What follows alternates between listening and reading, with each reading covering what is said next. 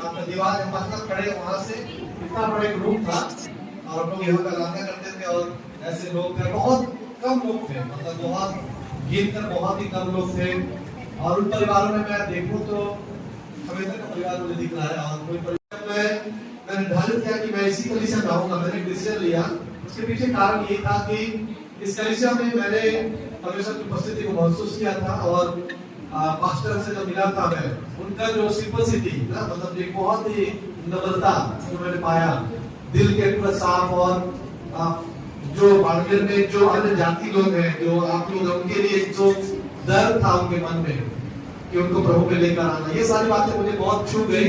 और उनके परिवार को मैंने देखा, जैसे कि सिस्टर बता रही थी कि बहुत छोटा से, मैं याद करता हूँ कि महिमा, प्रार्थना, ये सोनू बहुत छोटे थे, बहुत छोटे थे लोग हैं, बहुत ही छोटे। मैं याद करूँ तो ये प्रार्थना 5 साल की आई थी, तो अभी सोच सकते हो कि 5 बर्थडे में बनाया था, तो कितने छोटे थे उनके लोग, और आज कितने बड़े हो गए ना, हमारे से लंबे। तो इसको मैं बचपन से देखा और मुझे परिवार बहुत अच्छा लगा था, और इसलिए मैंने निर्धारित किया था कि मैं आज कलीसिया के साथ जुड़ूंगा। और ये 8 साल में बहुत सारे अप्स एंड डाउन आए हैं, बहुत सारे लोगों को मैंने आते देखा, बहुत सारे लोग जाते देखा। लेकिन एक चीज जो मैंने सीखी, मैं आपसे भी गुजारिश करूंगा, जो बातें हमने सीखा इस कलीसिया में, उन कलीसिया से जुड़ते चले गए लोगों ने बहुत सारे आश्चर्य को देखा, बहुत सारे चंगाई को देखा। इवन जो दूसरे कलीसिया बाड़मेर के अंदर पाए जाते हैं, उन्होंने कहते भी, वहां के लोग, हमारे हिंदुस्तान लोग कहते भी हैं कि बाड़मेर में जो कलीसिया है, जो रिसर्व प्रार्थना भवन जो है, वहां पर चंगाइयां है, वहां पर पवित्र आत्मा को हमने महसूस किया है। और जगह पे हमने इतना फील नहीं किया, हमारे इतना अनुभव नहीं पाया है। और यही कारण रहा कि मैं यहाँ पर जुड़ सका। और मैं पास्टर साहब को और सिस्टर को धन्यवाद करता हूँ कि उन्होंने मुझे इस योग्य समझा, कि उन्होंने मुझे वर्शिप करने का अनुमति दिया, उन्होंने मुझे चर्च में बोलने के लिए कहा, बहुत बार मुझे अनुमति दिया।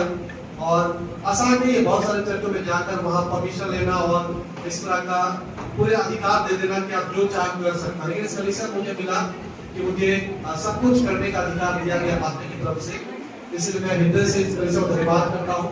एक चीज मैं आप लोग से कहना चाहूंगा, हमेशा याद रखिएगा, हमारे जो माता पिता होते हैं वो पैदा करते हैं, और एक कलीसिया के अंदर जो पास्टर है वो हमारा एक आत्मिक पिता है, और जो उसकी वाइफ होती है हमारी आत्मिक माता होती है। बाइबल में एक बात सिखाता है कि प्रभु के दास के लिए कभी भी मुंह से कोई शब्द नहीं निकालना है, चाहे कुछ भी हो जाए। इसलिए आपने गौर किया होगा कि मैं बहुत बचता हूँ जहाँ प्रभु के दास के लोगों के बारे में बातचीत होती, मैं सुनना नहीं चाहता या उठकर वहां से चला जाना चाहता हूँ, क्योंकि मुझे लगता है ये लोग अभिषिक्त लोग हैं, इनको परमेश्वर ने चुना है। और कोई भी हो इनके बारे में मन में बात हो सकती है, लेकिन पब्लिकली मैं कोशिश करूंगा कि इनके बारे में नहीं बोलूं या बोलना नहीं चाहता।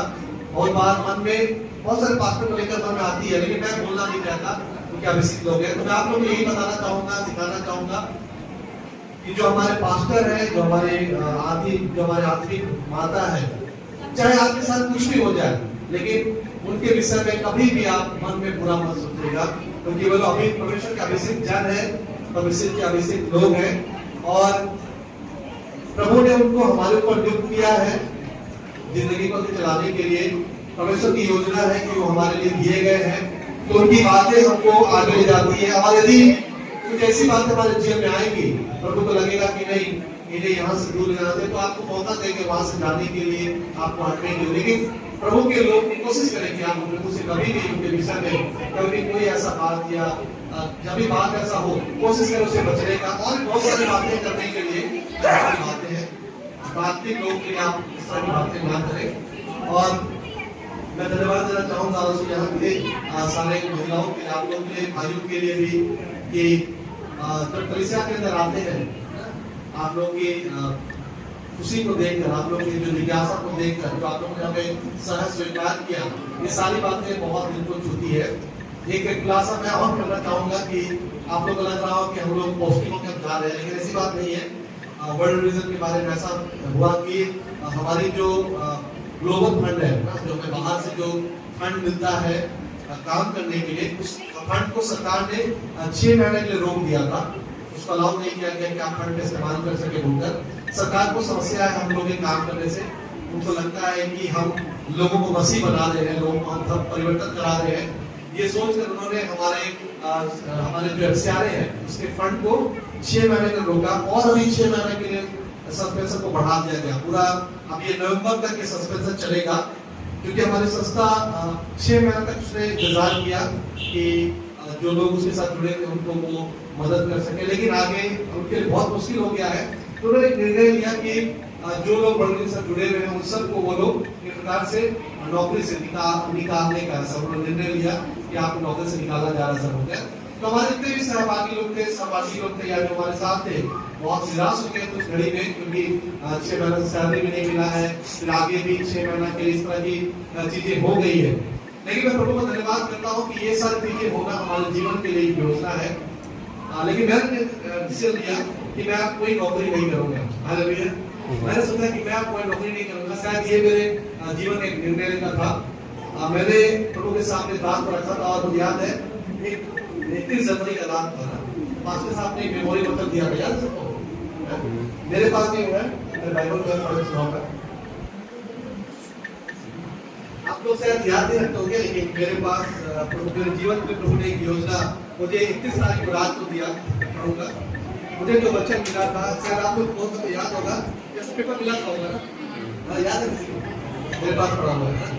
मैंने इसे प्रभु का आज्ञा मान के स्वीकार कर लिया था 31 जनवरी को। वहां पर ऐसा लिखा था यिर्मयाह 33:6 में, देख मैं उस नगर का इलाज करके उसके निवासियों को चंगा करूंगा और उसका पूरी सादगी और सच्चाई प्रकट करूंगा। देख मैं उस नगर का इलाज करके, यिर्मयाह 33:6, देख मैं उस नगर का इलाज करके उसके निवासियों को चंगा करूंगा और उसका सादगी और सच्चाई प्रकट करूंगा। मैं प्रभु से कह रहा था कि प्रभु नगर कौन सा होगा जिसको तो चंगाई करने वाला हो, शहर कौन सा होगा चंगाई करने वाला है। और इन दिनों में प्रभु ने मुझे नगर वो शहर जो दिया, मैं बता सकता हूँ कि वो मेरे लाइफ का जो घर है कटिहार, उसको प्रभु ने दिया, क्योंकि वहां पर बहुत सारे लोग हैं जो निराशा में है, परेशान है। मैंने कहा था कि वचन मुझे क्यों दिया गया जनवरी 31 को, और मैं प्रार्थना किया, प्रभु ने मुझे शहर दिया। तो मेरी आगे की जो योजना है वहां पर हमारी सास की कलीसिया है उसको स्ट्रेंथन करना, कलीसिया के साथ जुड़कर और भी लोगों को प्रभु के पास लेकर आना, ऐसा डिसाइड किया है। साथ में अपनी आर्थिक स्थिति को ठीक करने के लिए मैंने एक सेटअप करने का स्टार्टिंग किया। बिजनेस करूंगा, नौकरी नहीं करूंगा, एक स्कूल, प्ले स्कूल स्टार्ट करने के लिए मैंने योजना बनाई है। अब मैंने प्रभु के सामने उसको रखा है, 6 महीने से प्रार्थना कर रहा था। और क्योंकि मेरा दर्शन है बच्चों के बिना हम रह नहीं सकते हैं।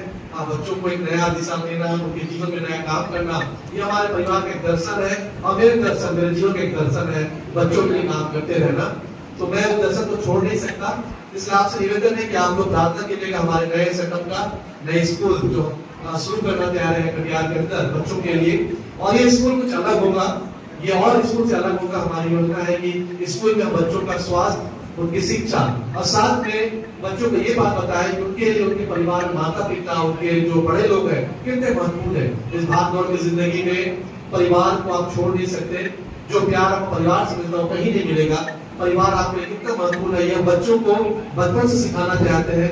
कुछ अच्छी आदतें बच्चों को बचपन से सिखाने के लिए हम दोनों पति पत्नी तैयार हैं इसके लिए। और मैं जानता हूँ 17 साल लगा इस अनुभव को सीखने के लिए, बहुत सारी योजनाओं को जानने के लिए। तो आप प्रार्थना कीजिएगा हमारे आने वाले सेवकाई के लिए, जो दूसरा इनिंग हम शुरू करने जा रहे हैं। आप प्रभु उसमें आशीष दे।